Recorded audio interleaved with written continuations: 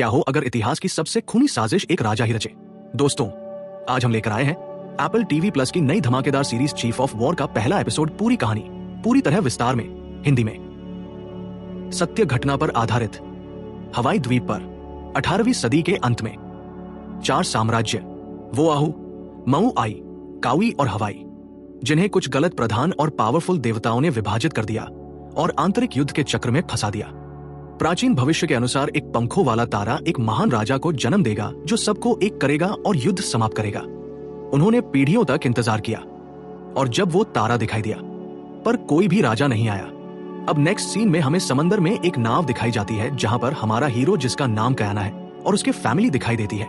तभी कयाना को पानी में शार्क मछली दिखती है और वह उसे पकड़ने के लिए खुद ही पानी में छलांग मार देता है और रस्सी से शार्क को काबू कर लेता है और शार्क से माफी मांगता है और कहता है, आज तुम्हारी वजह से काफी लोगों को एक वक्त का खाना मिल जाएगा। फिर वह एक समंदर तट पर पहुंचते हैं जहां पर लोग उनको गुस्से में देख रहे होते हैं। उस द्वीप का नाम कावी होता है और कयाना मवाई साम्राज्य से यहाँ रहने आए थे क्योंकि कयाना युद्ध छोड़ चुका था और वो शांति भरा जीवन जीना चाहता था। राजा काहेकिली मावी राज्य का क्रूर शासक होता है और वह सारे दूसरे साम्राज्य को खत्म करके पूरे हवाई द्वीप पर अपना कब्जा करना चाहता है। फिर नेक्स्ट सीन में हमें कयाना के बेटे को दिखाया जाता है जहां वो कयाना से पूछता है कि हम मावी से यहाँ क्यों आए हैं जबकि आप वहां पर एक सेनापति थे। फिर कयाना उसे जवाब देता है कि नहीं, हमारे लिए यही द्वीप सही है। वहीं अगले पल कयाना को उसकी फैमिली के साथ हंसते खेलते हुए देखा जाता है। थोड़ी देर बाद उनको किसी की आने की आवाज सुनाई देती है। फिर वह समुद्र तट पर जाते हैं तो उनको मऊआई साम्राज्य से बुलावा आता है। राजा काहेकिली ने तुरंत वापस आने के आदेश दिए हैं। मावी साम्राज्य पर संकट के बादल मंडरा रहे हैं। दूसरा साम्राज्य उस पर आक्रमण करने वाला है तो तुम्हें तुरंत आना चाहिए। फिर दूसरे दिन हमें मावी साम्राज्य में दिखाया जाता है जहां पर कयाना राजा के लिए एक हथियार तैयार कर रहा था और कयाना की वाइफ उसे समझाती है कि सोच समझकर फैसला लेना। और यहाँ पर राजा का बेटा जो कापुले होता है वो उसके स्वागत के लिए आया होता है और वो फिर राजा से मिलने के लिए चले जाते हैं। कापुले मावी का जो महान योद्धा होता है उसके बारे में बताता है और कायन को उससे लड़ने का न्योता देता है और कायन उसे आसानी से हरा देता है। इसके बाद काहेकिली बहुत खुश होता है और नीचे आकर कयाना से मिलता है और फिर उसके पिता के बारे में बताता है कि वह कितने महान योद्धा थे और कयाना उनको उनके पिता की याद दिलाता है जो इसी साम्राज्य का बहुत बड़ा योद्धा और यहाँ का मुखिया था। फिर नेक्स्ट सीन में कयाना राजा से कहता है कि वह आगे युद्ध नहीं चाहता और वो वापस लौट जाना चाहता है। तभी कापुले उसे कहता है कि भविष्यवाणी हुई है और वोआहू साम्राज्य हमारे ऊपर आक्रमण करने वाला है और हमें गुलाम बनाएगा।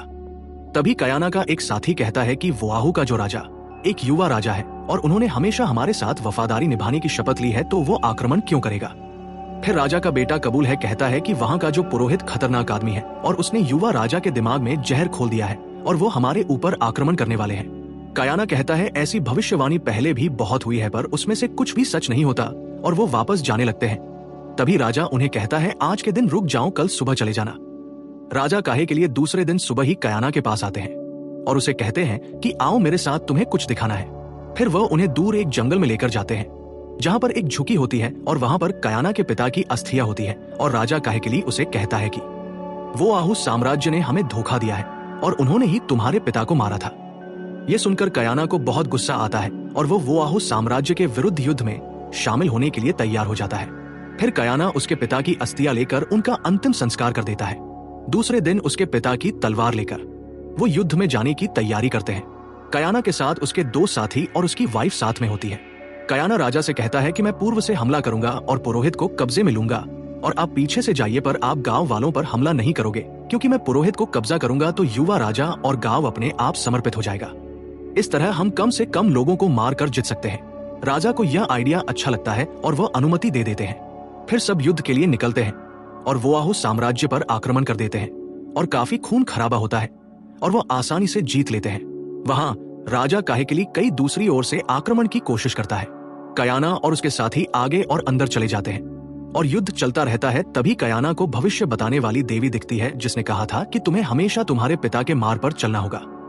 तभी कयाना को एक एहसास होता है कि कुछ गलत हो रहा है और वो उसके साथी से कहता है कि चेक करो। उनको लगता है वो तो हथियार नहीं बल्कि किसान का हल होता है, इसका मतलब वो सब योद्धा नहीं किसान थे। और इधर राजा काहेकिली तट पर बड़ी संख्या में सेना लेकर पहुंच जाता है। कयाना और उसके साथी तेजी से राजा को रोकने के लिए दौड़ने लगते हैं पर राजा क्रूरता से हमला कर देता है।